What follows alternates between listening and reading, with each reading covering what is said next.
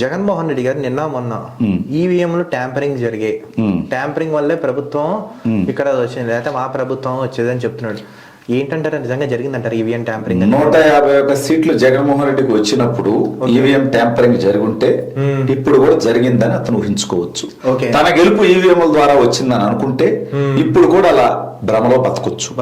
అయితే ఈవీఎంల ట్యాంపరింగ్ గురించి సీరియస్ గా ఒక మాట చెప్తాను. చెప్పండి. ఈవీఎం ట్యాంపరింగ్ చేస్తే ఎవరు చేస్తారని వీళ్ళు ఆరోపణ చేసేది కేంద్రంలో ప్రభుత్వం. అవునండి. మరి కేంద్ర ప్రభుత్వం ఇవాళ వాళ్ళకి 273 సీట్లు కావాలి అధికారంలోకి రావాలంటే. ఈ రోజు వాళ్ళు తెలుగుదేశం పార్టీ మీద, జేడీయూ మీద, జనసేన మీద, రీజనల్ పార్టీల మీద ఆధారపడి ప్రభుత్వం వచ్చే విధంగా వాళ్ళు ఎందుకు చేసుకుంటారు? అంతే కదా. కనీసం ఒక 270 సీట్లు వాళ్ళకు వచ్చేలాగా ఈవీఎంలు పెట్టుకోరా? అంటే వాళ్ళ ప్రభుత్వం రావడానికి వాళ్ళు చేయకుండా ఇక్కడ తెలుగుదేశం ప్రభుత్వం రావడం కోసం మాత్రం కేంద్రం సహకరిస్తుందా? అంతే కదా. వాళ్ళు తెలుగుదేశం పార్టీ మీద డిపెండ్ అవ్వక్కర్లేదు కదా. వాళ్ళకి పూర్తి మెజారిటీ వచ్చే విధంగా వాళ్ళు ఈవీఎంలు సెట్ చేసుకుంటారు కదా. ఇవన్నీ ఓడిపోయిన ఫ్రస్ట్రేషన్ లో మాట్లాడే చిల్లర మాటలు.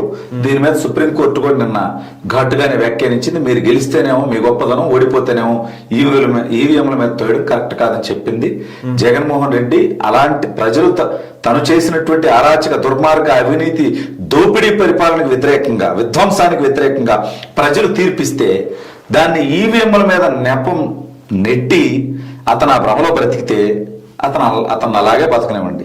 కనీసం నేను తప్పుడు పరిపాలన చేశాను, తప్పు చేశాను, దానివల్ల ఓడిపోయాను, ఈసారి దాన్ని సరిదిద్దుకుంటాను అనుకుంటే కనీసం ఈసారి అతనికి ప్రతిపక్ష హోదన్నా వస్తుంది.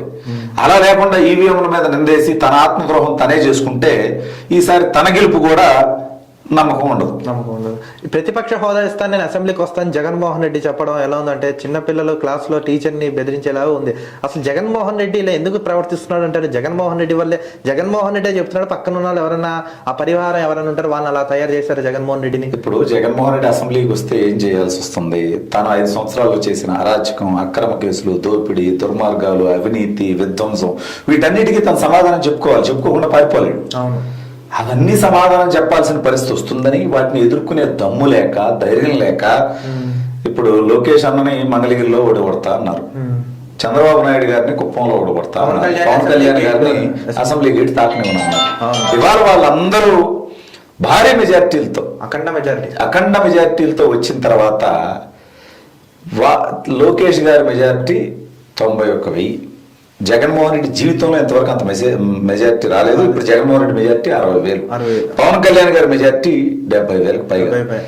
కాబట్టి వాళ్ళ మొహాల్లోకి చూసేటువంటి ధైర్యం లేక, అసెంబ్లీకి వచ్చి వాళ్ళు అడిగే ప్రశ్నలకు సమాధానం చెప్పే దమ్ము లేక ఇలా తోక ముడిసి దాక్కొని నాకు ప్రతిపక్ష నేత హోదా కావాలంటారు. నిన్నే మహారాష్ట్రలో ఎన్నికలు జరిగాయి, రిజల్ట్ వచ్చాయి, 2 రోజులు అయింది. అక్కడ ప్రతిపక్ష నేత హోదా కావాలి అంటే 29 సీట్లు కావాలి, 288 ఉన్నాయి కాబట్టి 20 సీట్లే శివసేనకు వచ్చాయి, హైయెస్ట్ అపోజిషన్ లో. కాబట్టి అక్కడ మహారాష్ట్రలో ఇప్పుడు ప్రధాన ప్రతిపక్ష నేత ఉండే పరిస్థితి లేదు. అలా అని మేము అసెంబ్లీకి పోము అని చెప్పి శివసేన అంటుందా? అనట్లేదే. భారత పార్లమెంట్ లో 2014 నుంచి 2024 వరకు కాంగ్రెస్ పార్టీకి 55 స్థానాలు రాలేదు. ఫస్ట్ 44 వచ్చినాయి, ఆ తర్వాత 50 వచ్చినాయి, వాళ్ళకి 55 రాలేదు. ప్రధాన ప్రతిపక్ష నేత లేడు కాంగ్రెస్ పార్టీ నుంచి. అలానే రాహుల్ గాంధీ గారు, కాంగ్రెస్ పార్టీ నాయకులు పార్లమెంట్ కి వెళ్లకుండా ఉన్నారా? లోక్సభకి వెళ్ళారు కదా. మరి చేతగాని వ్యక్తికి మాత్రమే ఒక ప్రత్యేకమైన చట్టం ఉంటుందా? ఇతని కోసం ఒక రాజ్యాంగం ఉంటుందా? కాలయాపన చేయడం కోసం వీడు ఏదో కోర్టులో ఏదో తీర్పు వస్తుందని వీడు ఆగుతున్నాడు అని అతన్ని ఇంకా ఉన్మాదంతో, కులపిచ్చితో, మతగజ్జితో ఇంకా అతన్ని సమర్థించేటువంటి వ్యక్తుల్ని కన్విన్స్ చేయడం కోసం ఆ కోర్టులో కేసేసాడు. కానీ ఈ దేశంలో జరగంది, ఇతర రాష్ట్రాల్లో జరగంది, మన రాష్ట్రంలో మాత్రం జరగాలి అని కోర్టు కూడా తీర్పిస్తుందా? ఇవ్వదు కదా. అది అతనికి తెలుసు. కాలయాపన చేయడం కోసం ఈ చిల్లర మాటలతో టైం గడుపుతున్నాడు. సార్ ఇప్పుడు చూసుకోవచ్చు, ఈ ప్రభుత్వం వచ్చిన తర్వాత వాళ్ళు చెప్పారు జగన్మోహన్ రెడ్డి అసెంబ్లీకి వచ్చినా కూడా మేము వాళ్ళకి కొంచెం సమయం ఇస్తాం, ప్రశ్నిస్తాం, మాట్లాడతాం. కానీ జగన్మోహన్ రెడ్డి రాకుండా వెనకాలను కూడా అతను పంపించట్లేదంటే. ఇప్పుడు 11 స్థానాలు తెచ్చి కూర్చోబెట్టారు జనాలు.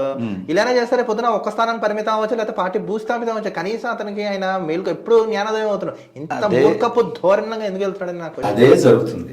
ఇప్పుడు ఇతనితో పాటు ఆ పార్టీకి 11 మంది శాసనసభ్యులు ఉన్నారు. ఆ నియోజకవర్గ సమస్యలు శాసనసభలో చర్చిస్తారని, వాటికి పరిష్కారాలు లభిస్తాయని ఆ ప్రజలు వీళ్ళని గెలిపించారు. అయితే ఇప్పుడు వాళ్ళు శాసనసభకి రానప్పుడు ఆ నియోజకవర్గ శాసనసభ్యులుగా ఉండడానికి వాళ్ళకున్న అర్హత ఏంటి? ఏ రకంగా ప్రభుత్వం దగ్గర నుంచి జీతభత్యాలు తీసుకుంటారు? నేను శాసనసభ్యుడిగా ఈ నియోజకవర్గ సమస్యల్ని శాసనసభలో ప్రస్తావిస్తాను, ప్రశ్నిస్తాను, పోరాటం చేస్తాను, ఈ సమస్యల పరిష్కారానికి కృషి చేస్తానని ప్రజలకు మాటిచ్చి వీళ్ళు ఎమ్మెల్యేలు అయ్యారు.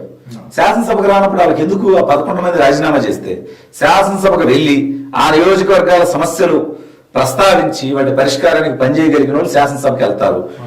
వీళ్ళకి వెళ్ళే ఉద్దేశం లేనప్పుడు వాటికి రాజీనామా చేసేయండి. అలా మీరు రావద్దు, మీకు ఇష్టం లేకపోతే ఓకే రాజీనామా చేయండి. ఇంకో 11 మంది వెళ్తారు. ఎవరు వెళ్తారు? ప్రజలు ఎవరిని గెలిపిస్తే వాళ్ళు వెళ్తారు. అప్పుడు వాళ్ళే శాసనసభలో ఈ నియోజకవర్గాలు ప్రాతినిధ్యం వహిస్తారు. శాసనసభకు వెళ్ళినప్పుడు మీరు మళ్ళీ ఎమ్మెల్యేలుగా ఉంటాం ఎందుకు?